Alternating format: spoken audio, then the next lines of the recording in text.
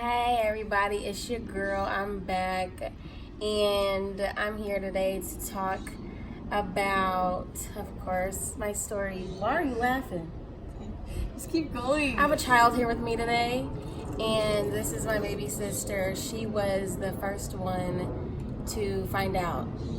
And I'm going to ask her a few questions so you guys can know. Are you okay? We're not gonna deal with this today, so we're gonna try to make it as smooth as possible, okay? Anyways, so how did you find out? So She's not lying, guys. So basically, usually every year around 12 a.m., I call my sister to tell her happy birthday, like on the dot. But this year I was in Vegas hanging out with my dad's side of the family, and we were busy around 12, and I was like, it's fine, I'm just gonna call her in the morning. And so I woke up around 7:30, 7:20ish. I got ready for the day because that was July 4th, and we were gonna like hang around Vegas, watch fireworks and stuff. And then after I was done getting ready, I walked out the restroom. And I checked the time, it was like 7:40 a.m. and I was like, okay, she should be up, or like she should answer the phone. And so I called the first time, she didn't answer. And then I called again, and then nurse answered the phone. And the nurse was like, hello? And then I was like, hello? And you know, Alize, she's funny, she does different voices, so I assumed it was her. And I was like, Alice, stop playing with me, like, you know, happy birthday, all this stuff. And she was like, are you Alice's sister? And I said, yes. And then I still assume it's Alice playing. And then she's like, oh, well, I'm a nurse at Kern County Medical Center or whatever, and your sister has been shot multiple times. She's in critical condition on life support. Just like ranted about it. And I just dropped the phone. I couldn't believe it because I was like, it just made no sense to me because like she just posted on her like Snapchat like at 1 a.m. She was posting on it, you know, we just talked the previous day, like it just didn't make sense to me why she would get shot, like what situation she'd be in. And so I didn't believe it. I just was crying, and I picked up the phone again, and then I was like what happened, like just can you go more into detail? And I guess you could tell from my voice I was pretty young. I was like 14 at this time.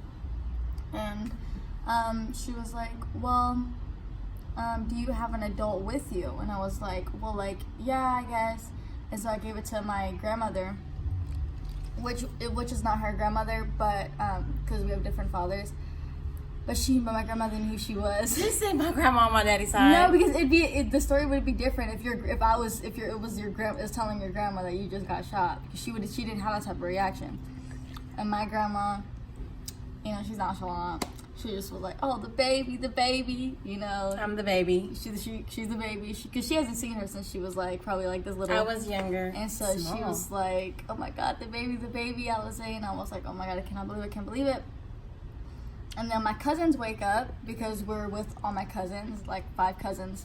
And they just hear me like crying. I'm having an anxiety attack in the corner. I'm just like pacing around. You know, like in the movies where like you get like someone gets news and it's like the world is moving so fast but like so slow around them, and like it's kind of like they're on like some LSD type stuff. That's how I felt.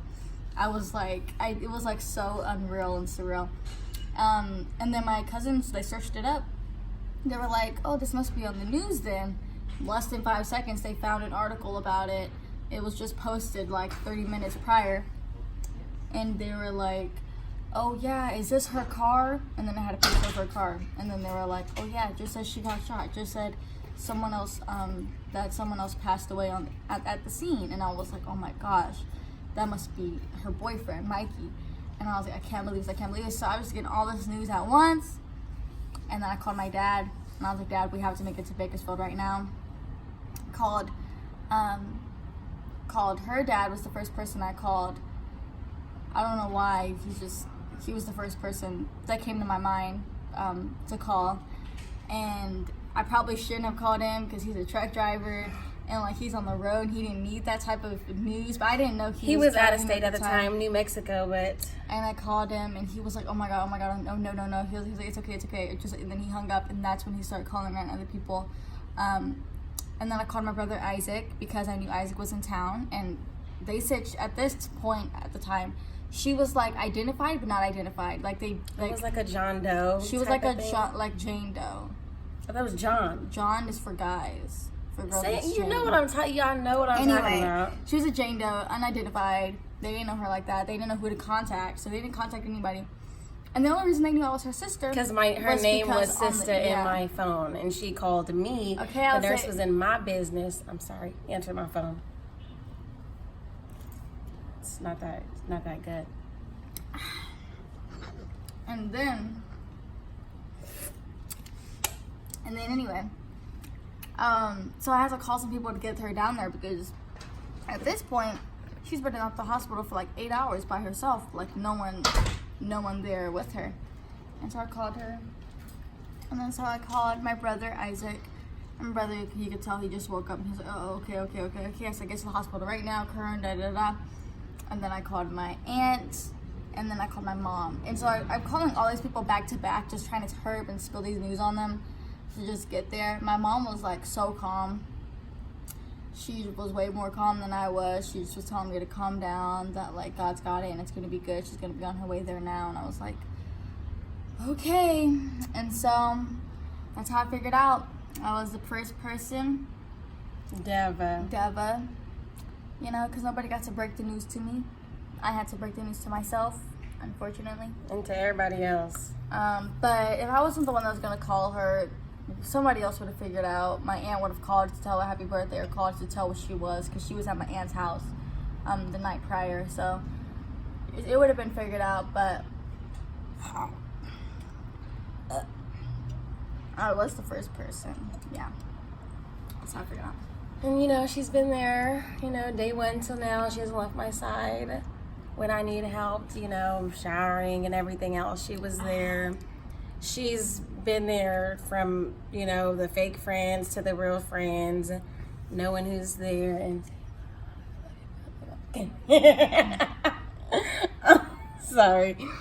But she's been there, and I, you know, and again, I have a child in this video today. But I just appreciate her, and she's been there. She sacrificed so much, as well as my mom, she lived in 3 hospitals with me, back to back. She was, day and night, she was there. And so I appreciate her, and I just only could imagine how she felt when she got the news, and she was just so far from me and couldn't do anything. But if you have any questions for my daughter, just comment below. Heck, I freaking cute, okay? And I'll throw her Instagram and things like that on there if you guys want. Subscribe to my YouTube channel. That too. Okay, thank you guys. Stay tuned.